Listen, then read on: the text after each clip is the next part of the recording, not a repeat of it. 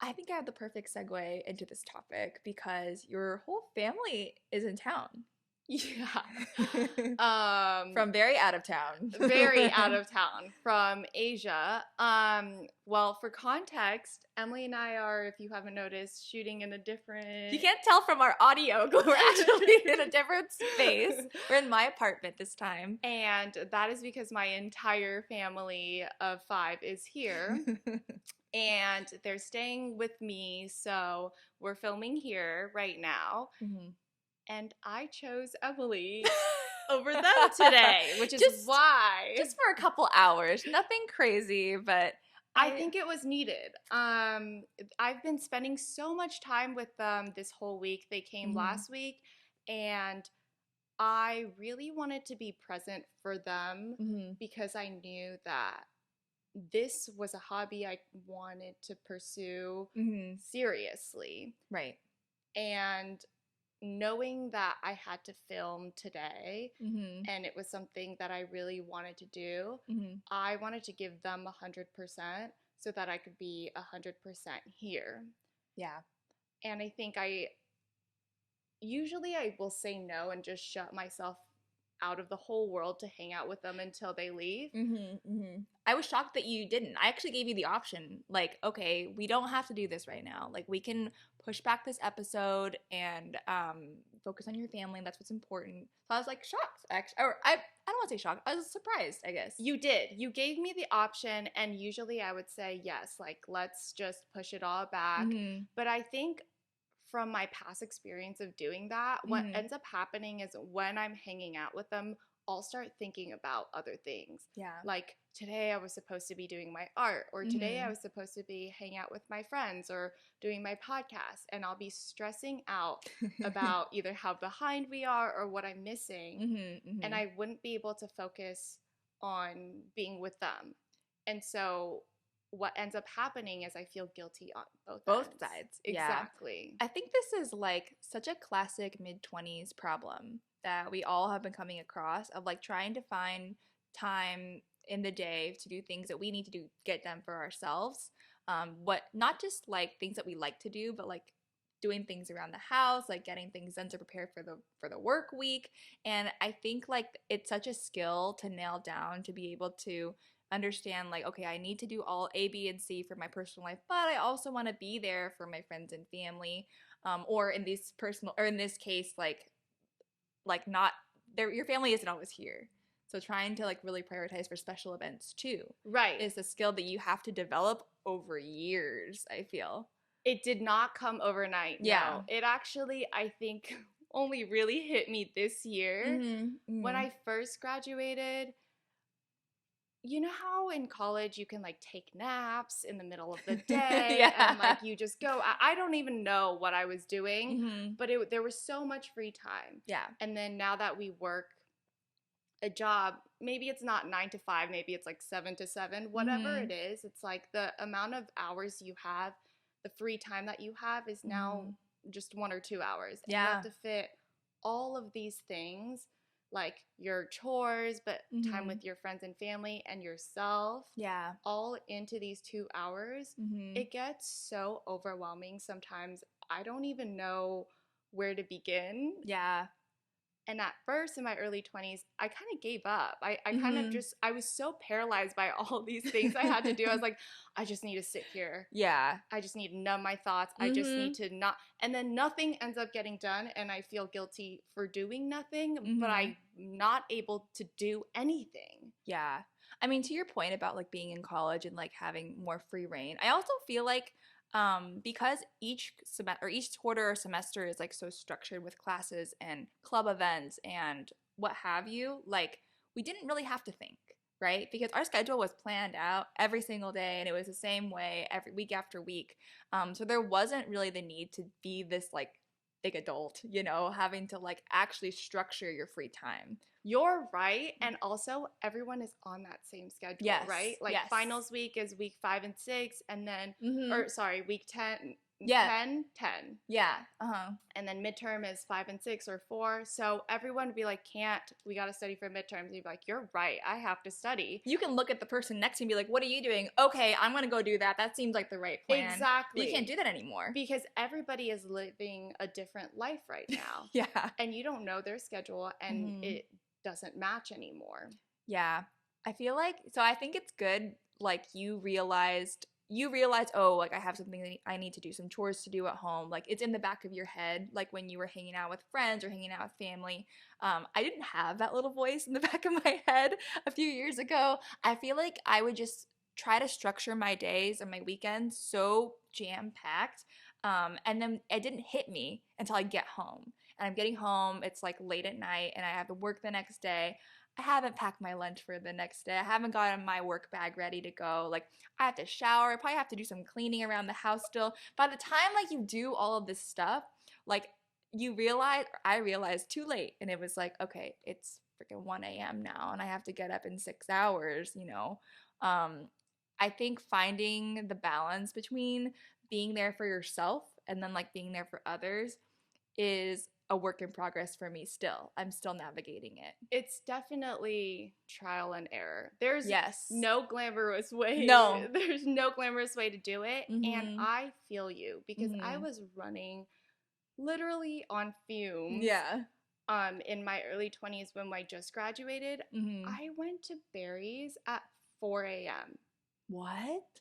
And I would sometimes sleep at like 10, 11, or 12. Wow. So I would get no sleep, and I just had these giant eye bags. I was like not present, always tired. That's the other end of the spectrum. Yeah, it's like you're pouring so much into yourself that, like, you don't have the healthy balance of both. Yeah. And so I totally agree with you that there was just it's both ends of the extreme or the spectrum. And it's still really hard to balance now, but I think in every experience where you push yourself over the edge in one direction or the other, you feel like your body's so tired and dead or not motivated that you know exactly where your limit is now. I'm still kind of navigating that too, like, finding it. I think, like, when we were in college, we were both very extroverted. We're still pretty extroverted, so we want to be go, go, go. We want to be doing all of these things. And, like, now I'm, like, really experimenting with, like, the opposite side of that and, like, staying home more. And, like you invited me to go out, actually, on Friday. Yes. And I was like, you know what, Jan? Like, I love you. She turned me down. I did turn her down. I was like, I'm going to stay in, I think. And, like, that really hurt. I cried for an entire day. I was like, Emily doesn't want to hang out with me anymore. And, like, 3 years ago, I would have been like, hell yeah, I want to go out with you. Like, let's hit the town. Like, let's pregame, like, all that stuff. And I didn't. I just wanted to stay home. And I'm trying to, like, allow myself to be okay more with being, like, understanding my own personal boundaries with my friends. Yeah. But it's really hard. And learning how to say no. Yes. But I think you've really been able to practice that this summer because you're kind of getting this period where you're getting to live by yourself for a little bit while Barry's away. Yeah, I've kind of touched on it in, like, earlier episodes, but Barry's been gone for the last, like, 5.5 weeks. It's definitely been really difficult. He's coming home in a couple of days. Hi, Barry. Hi, Barry. We're so excited for We you. love you. We miss you. Yes, definitely excited. And I've been really trying to, like, force myself to, like, perfect the balance for myself. It's really hard to perfect, though. It is really hard. I feel like in the beginning, in the first few weeks, I was, like, really trying to train myself, like, how to live alone, like, how to just, like, enjoy my time being alone. So I structured everything. You know, I made sure I meal prepped all my lunches, all my dinners at the beginning of the week, because, like, I know myself and I know that I'm not going to want to just cook for one every night. And so I did that. But, like, over time, like, I understand that part of myself, I understand that part of myself well now. But towards the end of this, like, summer, I started trying to flip-flop and go back to, okay, I'm ready to hang out with my friends again. I'm ready to, like, find the other side of the scale. And it's been tough to like go back and like make sure I'm feeding myself, I'm cleaning, I'm doing all the things I was doing at the beginning of the summer. Because you're So, trying to include like this friend aspect into your alone time now, not just like yes. focus on friends or just focus on this guy or Mhm. just focus on yourself. Yes, It's a exactly. balance. It is a balance. I just had one of my best friends here for a few days, and that was really, really great, which is part of the reason why I couldn't go out with Janice on Friday. Okay, yeah, but also because she didn't want to. No, we wanted to just like stay in, like have a chill night. And so that's what we did, and it was really, really nice. And I also just got back from hanging out with some family myself. I visited my Nana in Gilroy, and it was really, really sweet to like see her and like very like soul nourishing to like to be with your grandparents as it always is. And so also trying to like make sure I'm spending time on myself during those periods of time too. Like when I was at my Nana's, we were working on the podcast. We were like Yeah, we chatting on the were. phone. We were sending audio messages back and forth, like scribbling in our Google Doc, like planning everything still. So I think that was also like a really good exercise for me during that time to be like, I'm spending the time I'm spending with my Nana is quality time. I'm giving her my full attention. We're going out to eat. We're doing things together. And then like when she's taking a nap or like when she's a little bit more tired, I would be like, all right, Janice, let's go, like it's go time, let's like work on this. How do you feel? Because I think you do a really good job, actually, of Thanks. balancing like being present when you're with your Mm. friends and when Mm-hmm. you're with your Nana versus like when we're doing our Mm. podcast. Mm-hmm. Mm-hmm. Was it always easy for you? Because like you're making it seem like easy breezy, beautiful cover girl. Oh my God, I don't know. I think there was a time I felt a lot of burnout like directly after college because I was putting so much energy, like 100% into friends, 100% when I was alone into me, Yeah. 100% into my family when I was with them. And like that's not sustainable. And you know that. Like it's really, and that's why, we split up our time today with your family and hanging out with me. And I also might meet Janice's family. So we were going to be all together maybe. It's one big happy family. Yeah, about sister. I'm dead. Yeah, but I think like after the big burnout, like I realized this isn't sustainable and like I need to find ways to like still be there for my friends and family 100% while not like completely wanting to like crash and burn and die. So I feel like it just comes a lot, like you said earlier, like trial and error, like seeing the low lows of like hanging out with friends multiple days in a row, like going hard, partying, like traveling and stuff like that, seeing like the highs match with the lows, it didn't really make sense to me. So lately what I've been trying to do and one of my New Year's resolutions actually this year, Oh my God, but the year's almost ending. I try to track, like how's my New Year's resolution going? It's like Okay, summer. I don't do that. I'm a real human. I was like I was thinking about that like a couple weeks ago. I was like, oh, I wonder how I'm doing on my New Year's resolutions. It's been 6 months. Anyways, I think I'm doing okay. Like It's been 7. it's been 7 months, yeah. And my biggest New Year's resolution was prioritizing the people that are closest to me. And so, like, if I want to give 100% to my friends, I've realized now that's not possible. I'm gonna need to like make sure that 100% that energy storage is spent wisely. Your social battery. My social battery, exactly. So I'm like, okay, well, instead of like scattering like social battery among all my friends, all my acquaintances, like all different types of activities I might be invited to, I'm gonna like make sure that I'm prioritizing my best and closest friends, that I'm spending my. That's me. She just touched my shoulder for anyone who didn't see that.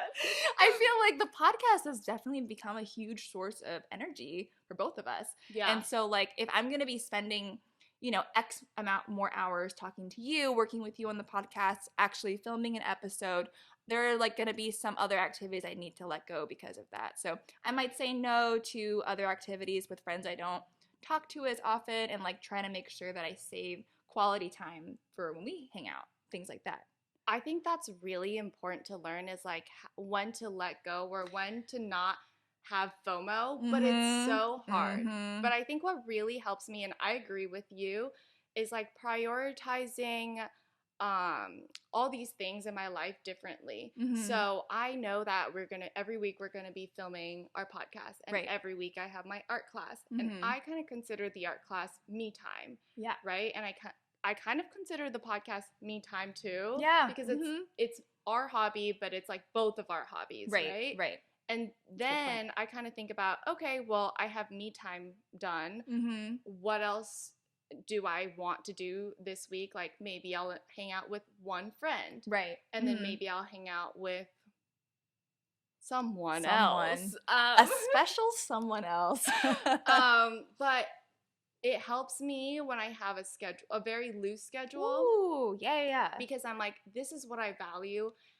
And it sounds super cheesy, but it's about kind of like listening to what your gut or your mind or whatever is telling you to go towards. Like if someone's like, hey, do you want to go out to a bar tonight? Mm-hmm. My body's immediately gonna be like, no, I want to be a potato at home. Yeah. Mm-hmm. And if that's the case, then I'm just gonna be like, I'm feeling really tired. Yeah. Either can we do this instead, or just like, no, I don't want to go. Exactly. That's so true. I also love how you have like a really good mix of like your own intuition, your own actual like feelings, but also like we talked about before in college, we had such a big schedule. We knew what was going on. Now you're like consciously being like, I'm going to start making time, these pockets of time during the week when you know you'll have energy, or you can plan to have energy for those times. Right. That's so healthy. I need to plan to have energy. That's the thing now. Yes. Like I need to know when, and then when I know when to spend that energy, then the day before maybe I'll be like, okay, today's the day in, because tomorrow I have a big day and I need to be there 100% for that day.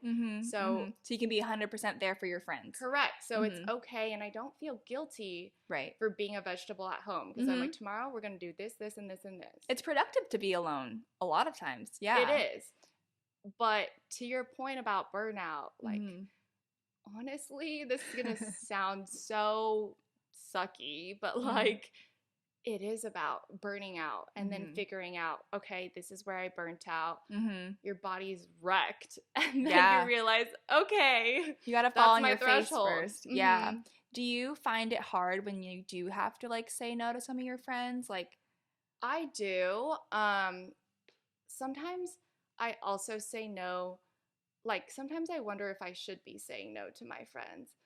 Like, if there is a boy in my life and I'm saying no to my friends, I often question, like, oh, is it because I really can't do it? Or is saying no going to shut them out of my world, and then this boy is going to be my world, and then I'm going to lose myself? Or, like, stop having hobbies, and I work so hard to have all these. So how can I balance all of that? Yeah, trying to prioritize not just you with your friends, but your friends with your significant other. Yeah, or really my hard. friends with me, because sometimes I'm exhausted and my friends either want to go have dinner or just even a simple FaceTime, and I'm like, I have so much going on in my head. I just need to calm down. Yeah. But then I feel guilty because I'm like, oh, is this me not maintaining my friendship? Right. So instead, I always try to make everything work. Like people pleasing kind of thing. Same. But I think recently I've started to be like, oh, if we want to FaceTime, can we FaceTime at 1 p.m. tomorrow?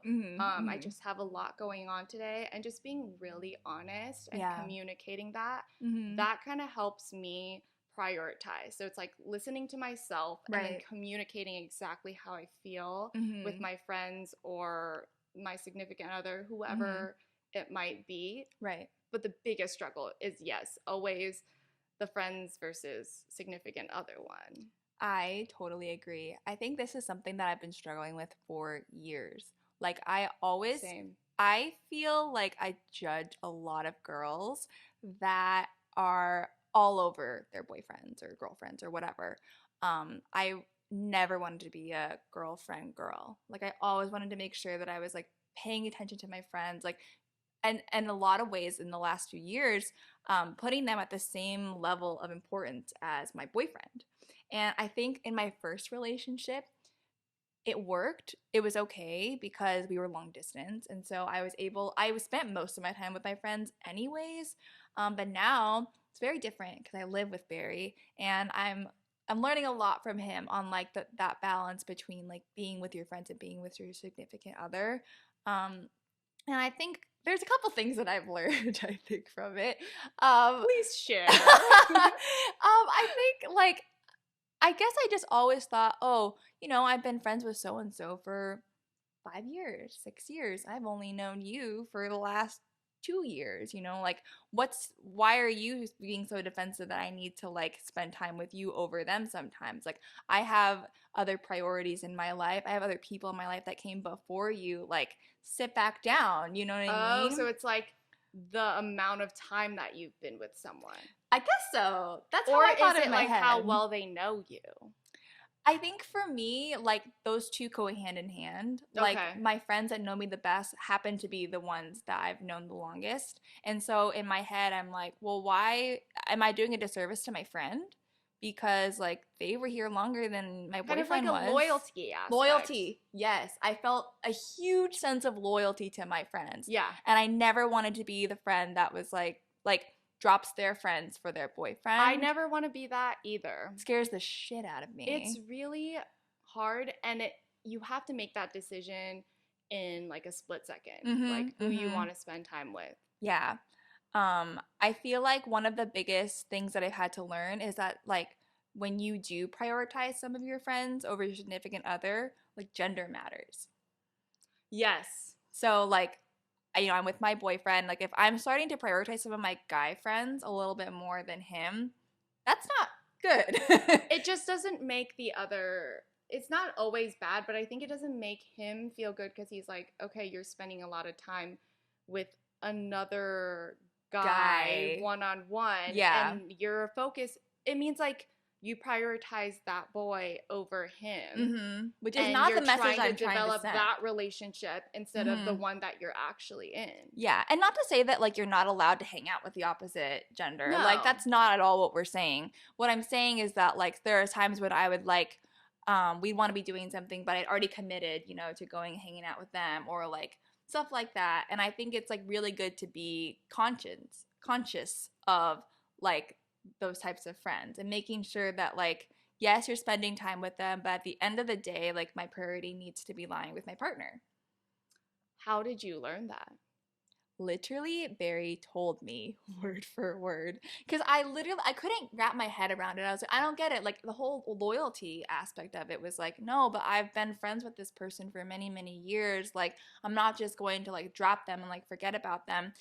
You are my boyfriend and I love you, but like you are not my everything. Yeah. I stand on my own pretty well too. So Barry literally like spelled it out to me one night, and it's so funny because I always reference how this was such like a changing point in our relationship, and he like doesn't even remember it. But basically, he told me like we are like two lines, like he's one line and I'm one line, and like as we go through our relationship, like we're going to be like going on the same track together. And he told me parallel lines? I guess parallel or like lines. Are you guys going to converge? No, we're not. I guess you could like converge. But in the example, it's basically we're going in the same direction regardless. Like, okay. We're going together, we're growing and learning together in our relationship. And I was like, yeah, of course, whatever, blah, blah, blah. I get that. And he's like, no. But in your past relationships, when you are moving and growing, you've been going like this. You diverge. Yes. And he is like, that's not what we're here to do. Like we're here to like be a unit. Like we're a team. Yeah. And like as we're going and navigating and prioritizing our lives, we need to be doing it together and what makes sense for both of us.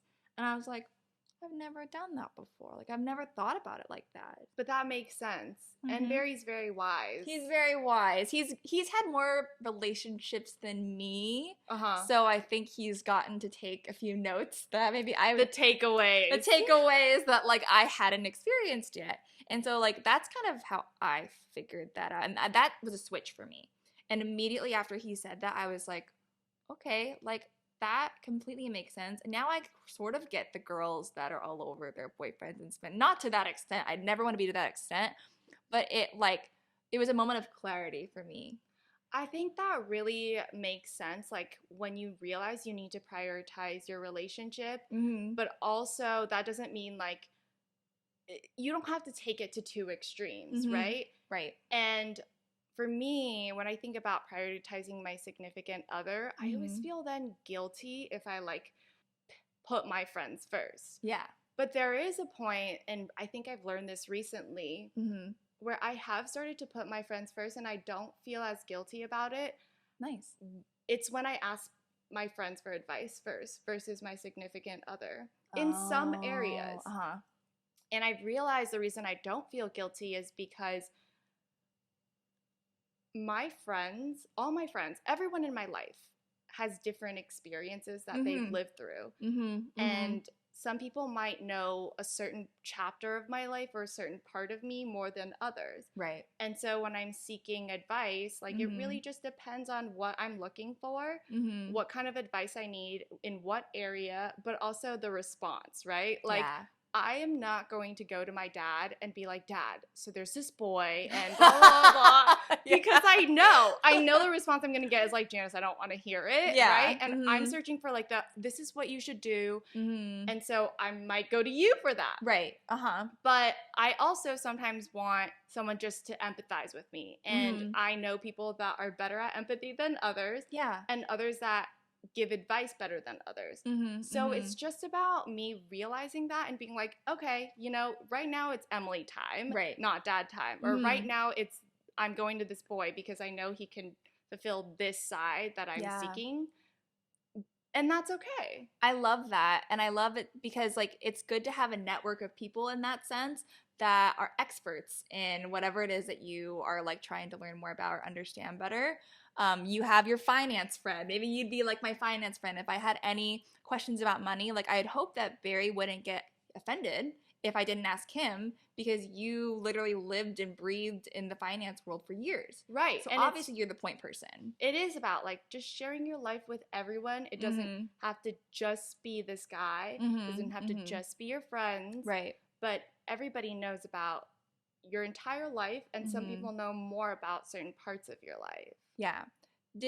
Was the reason you came to this decision because you got into like an argument with like a significant other about advice? It's honestly because of like my previous relationship and me realizing I kind of lost myself because I depended on him to kind of answer everything or make me feel better about everything or give me advice on everything. And when we broke up, I realized, oh my God, I didn't just share my world with this guy.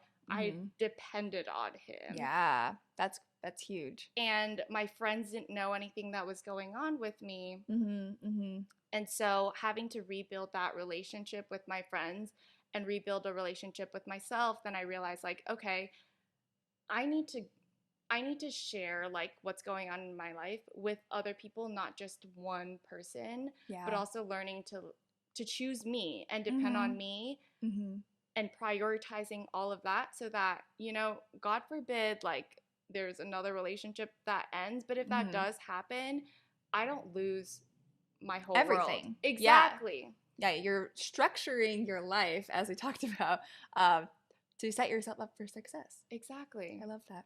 And sometimes I'm uncomfortable because I don't know where the boundary is and I'm probably taking it to the extreme. But kind of what you said, like I do have to fall on my face. We're all still figuring it out. Exactly. And I think even when I ask my friends for advice sometimes, I won't listen. And I'll just do whatever I feel like doing. And I think Emily's definitely seen me do this before where she's like, Janice, don't do that. I'm like, good point. Yeah, good point. And then I go out and I fall on my face and make a mistake.